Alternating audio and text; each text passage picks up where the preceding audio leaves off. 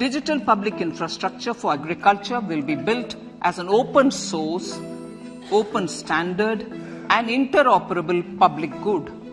This will enable inclusive farmer-centric solutions through relevant information services for crop planning and health, improved access to farm inputs, credit and insurance, help for crop estimation, market intelligence, and support for growth of agri-tech industry and startups. An agriculture accelerator fund will be set up to encourage agri-startups by young entrepreneurs in rural areas. The fund will aim at bringing innovative and affordable solutions for challenges faced by farmers. It will also bring in modern technologies to transform agricultural practices, increase productivity and profitability. 57 new nursing colleges will be established in co-location with the existing 157 medical colleges established since 2014.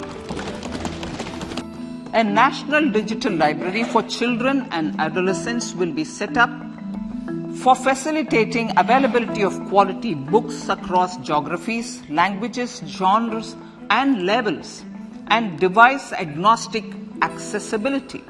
States will be encouraged to set up physical libraries for them at panchayat and ward levels and provide infrastructure for accessing the national digital library resources. Pradhan Mantri PVTG, which is Primitive Vulnerable Tribal Groups Development Mission, is being launched. To improve socio-economic conditions of the particularly vulnerable tribal groups, the PVTGs as we refer them to, Pradhan Mantri PVTG Development Mission will be launched. This will saturate PVTG families and habitations with basic facilities such as safe housing, clean drinking water and sanitation, improved access to education, health, nutrition, road and telecom connectivity, and sustainable livelihood opportunities. An amount of 15,000 crores will be made available to implement the mission in the next 3 years under the Development Action Plan for the Scheduled Tribes. In the next 3 years, Centre will recruit 38,800 teachers and support staff for the 740 Ekalavya Model Residential Schools, which is serving 3.5 lakh tribal students.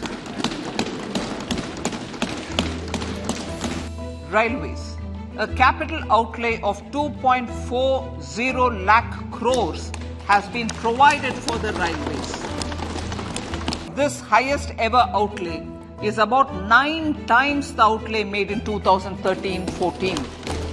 50 additional airports, heliports, water aerodromes and advanced landing grounds will be revived for improving regional air connectivity. Through property tax governance reforms and ring-fencing user charges on urban infrastructure, cities will be incentivized to improve their creditworthiness for municipal bonds. Like the RIDF, an Urban Infrastructure Development Fund will be established through use of priority sector lending shortfall. This will be managed by the National Housing Bank and will be used by public agencies to create urban infrastructure in Tier 2 and Tier 3 cities. All cities and towns will be enabled for 100% mechanical desludging of septic tanks and sewers to transition from manhole to machine hole mode.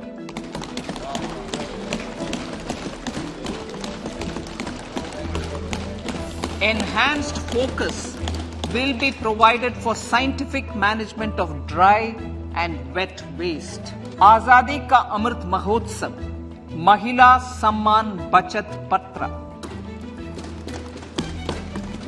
For commemorating Azadi Ka Amrit Mahotsav, a one-time new small savings scheme, Mahila Samman Savings Patra or Savings Certificate, Mahila Samman Savings Certificate will be made available for a 2-year period up to March 2025. This will offer deposit facility up to 2 lakh in the name of a woman or girls for a tenure of 2 years at fixed interest rate of 7.5% with partial withdrawal option. Senior citizens.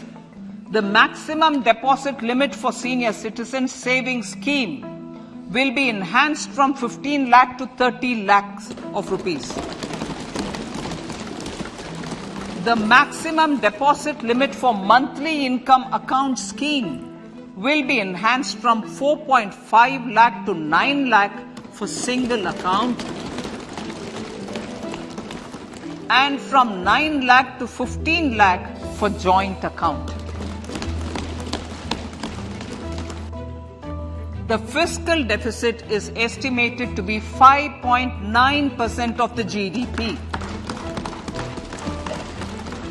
In my budget speech for 21-22, I had announced that we plan to continue the path of fiscal consolidation, reaching a fiscal deficit of below 4.5% by 2025-26 with a fairly steady decline over the period. We have adhered to this path, and I reiterate my intention to bring the fiscal deficit below 4.5% of GDP by 2025-26. To further provide impetus to green mobility, customs duty exemptions is being extended to import of capital goods and machinery required for manufacture of lithium-ion cells for batteries used in electrical vehicles as well. I propose to increase the rebate limit to 7 lakh in the new tax regime.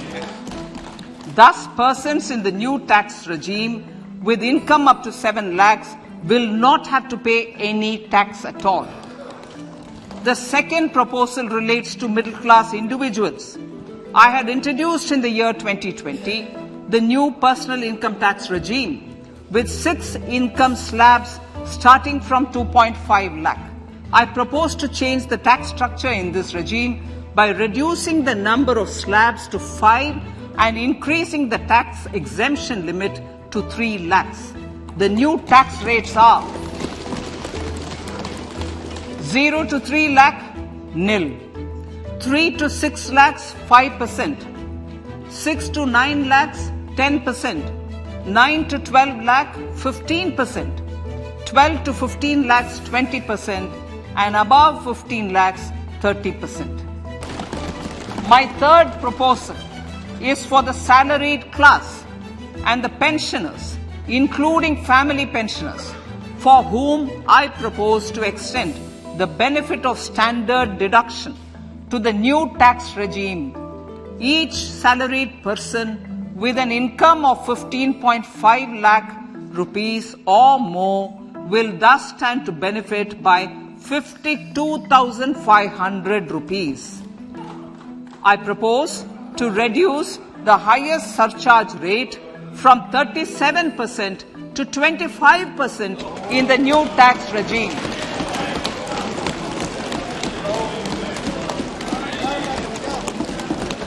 This would result in reduction of the maximum rate. This would result in the reduction of the maximum tax rate to 39%. We are also making the new income tax regime as the default tax regime. However, citizens will continue to have the option to avail the benefit of the old tax regime. Mission Karma Yogi. Centre, states and the union territories are making and implementing capacity building plans for civil servants.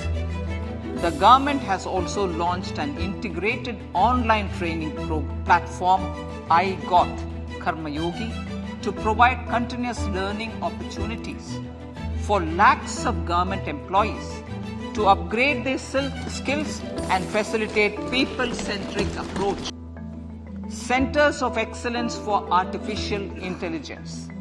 For realizing the vision of Make AI in India and Make AI Work for India, 3 Centers of Excellence for Artificial Intelligence will be set up in top educational institutions.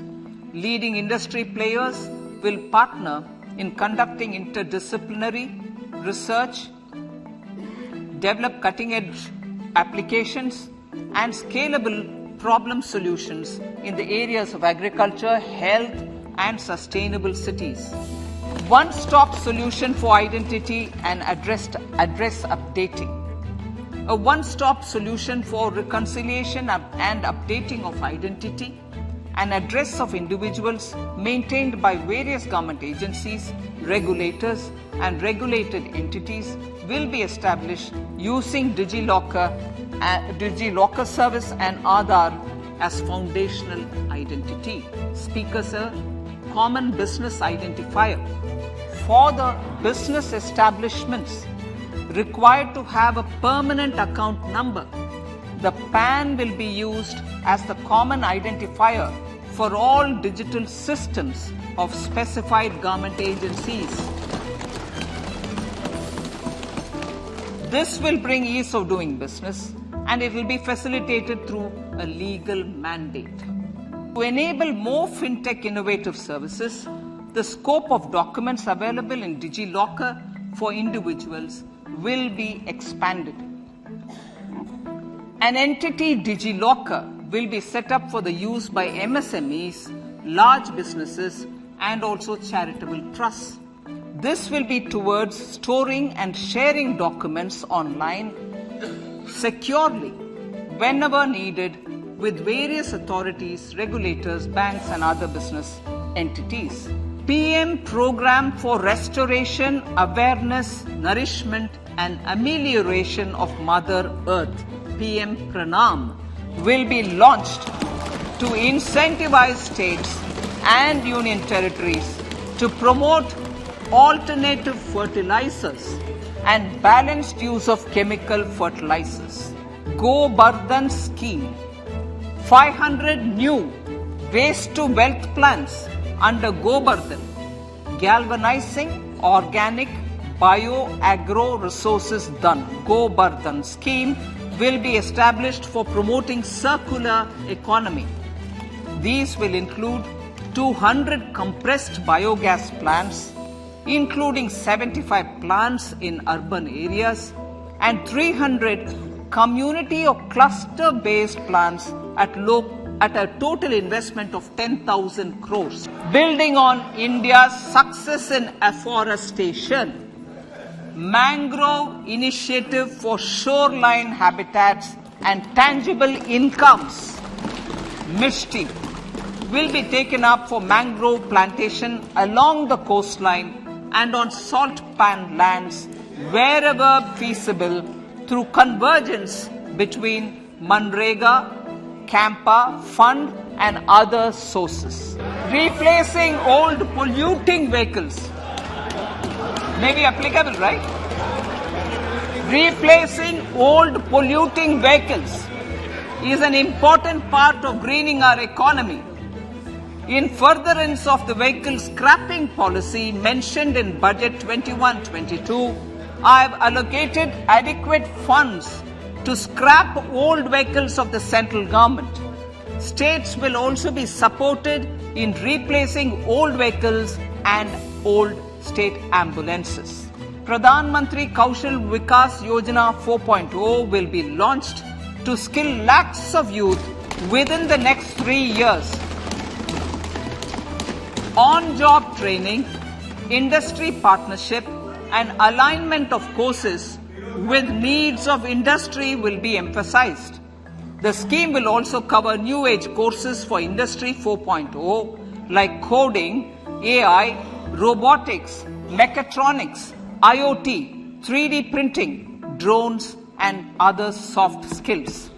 To provide stipend support to 47 lakh youths in 3 years, direct benefit transfer under a pan-India national apprenticeship promotion scheme will be rolled out.